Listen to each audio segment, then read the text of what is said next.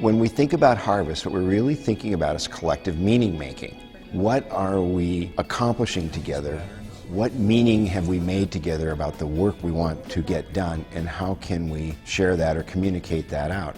To use the word harvest instead of just results calls us back into the metaphors of nature itself, of the living system that we are. We're very intentional about the notion of using the word harvest, as opposed to sort of more traditional notions of reports or minutes or other documents. So harvest could be certainly a report or a document, but it could be a drawing, it could be a skit, it could be a song. It's a way of telling the story of the work done in a manner that communicates powerfully to whomever we wish to share the knowledge learned.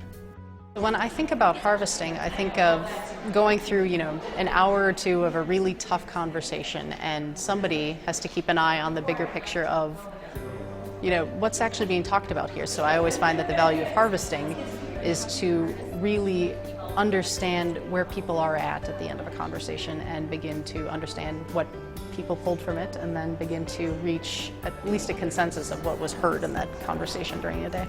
It seems to me that it's a wonderful way of sifting through a lot of the noise of the conversation to make sure that you're gathering and transmitting the critical ideas. And particularly when you're working in multicultural settings and different traditions, it's wonderful to have different methodologies for gathering and communicating and honoring different forms of expression. I think we've just begun to understand what it means to begin to practice harvesting as a purpose for bringing people together. It's not we're just bringing people together to talk, but what are we going to harvest out of it? How is it going to serve the coming generations on the planet? Many of us think about planning a harvest instead of a meeting.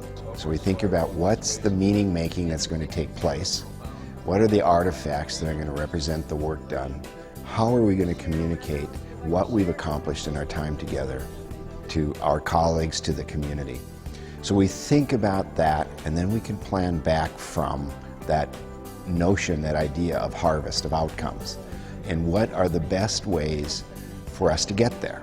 In all of the methodologies, it is wise to harvest, but how you then do it depends on the style of the facilitator and the particular context and purpose.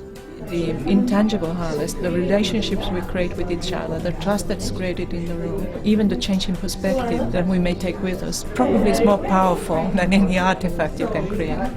There is a certain clarity waiting that when 2 or 3 or 4 or 10 people see together something that's now clear for them because they have worked it, then that clarity is a harvest.